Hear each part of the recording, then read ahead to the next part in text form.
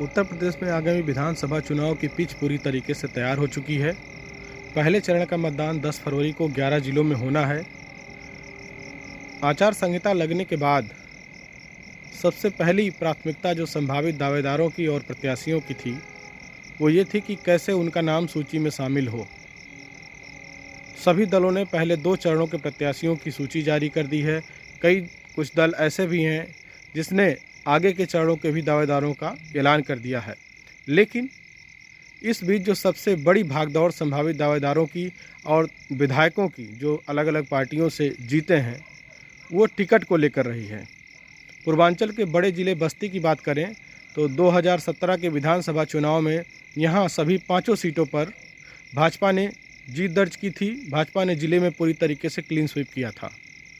लेकिन अब 2022 के चुनाव में भाजपा और सपा का कड़ा टक्कर है। कड़ी टक्कर में दोनों पार्टियां हैं और अभी तक जो स्थिति है वो मामला 50-50 का पूरे प्रदेश में दिख रहा है।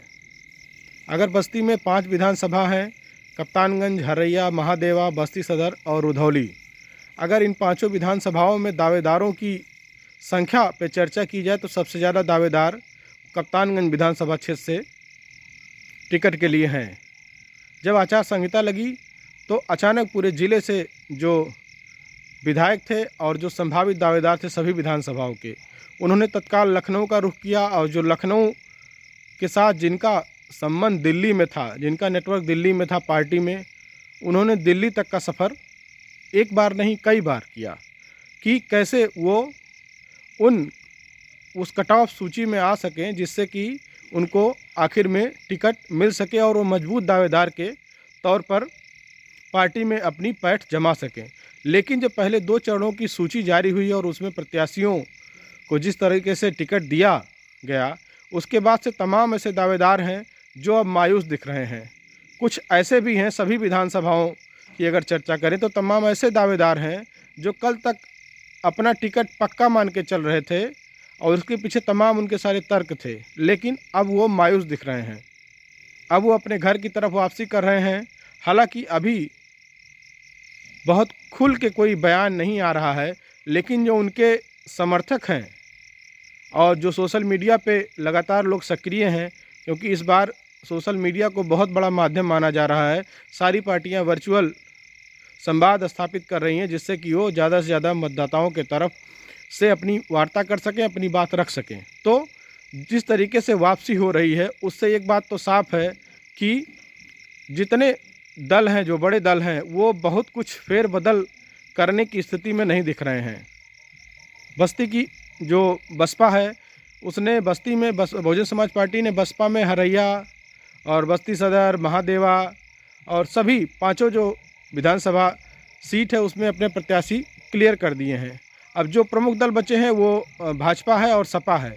क्योंकि बस्ती में 6वें चरण में 3 मार्च को पोलिंग होनी है, ऐसे में अभी दोनों पार्टियां एक दूसरे के इंतज़ार में हैं और पहले जो शुरुआती के चरण है, पहला, दूसरा और तीसरा, वो कहीं न कहीं बीतने के बाद एक तरीके से पूरी जो रुझान है मतदाताओं का उसको स्पष्ट होने के बाद और एक पूरी समीक्षा करने के बाद आगे के टिकटों का बंटवारा करने के मूड में दिख रहे हैं कि कुछ रुझान आ जाए कि किस तरीके से पोलिंग हो रही है और जनता का रुझान किस तरफ रहा है, कैसे लोग पोलिंग कर रहे हैं, मतदान कैसे, किस मुद्दे पर या किस तरीके की स्थितियां क्रिएट हो रही हैं।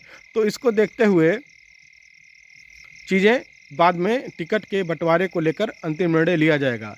इस जो क्षेत्र का माहौल है वो उसमें सबसे ज़्यादा चर्चा इस बात को लेकर अब है कि प्रत्याशी कौन होगा, चेहरा कौन सा होगा और जो भी चेहरा होगा सपा का, भाजपा का, वो आपस में जातिगत समीकरण को साधने में कितना सफल होगा, किस तरीके से वो अपने पार्टी के वोट के साथ अपने जातियों के वोट को साध करके, जोड़ करके अपनी पार्टी को बेहतर स्थिति में ले जाने के लायक है कि नहीं है और क्या वो उस समीकरण को साधते हुए जीत सकता है, अपनी दावेदारी मजबूत कर सकता है। ये जनता की समीक्षा है।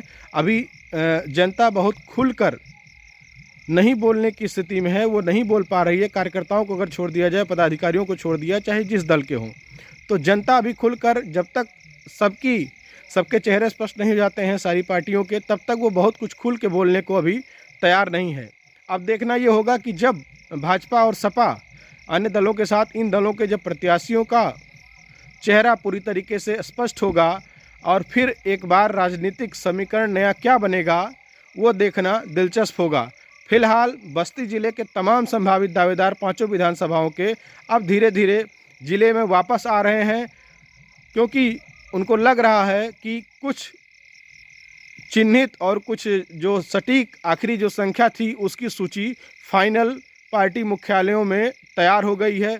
उसी में से कुछ 2, 4, 5 लोगों में से अब जो है अंतिम रूप से एक नाम चयनित किया जाएगा। बस्ती से विवेक कुमार।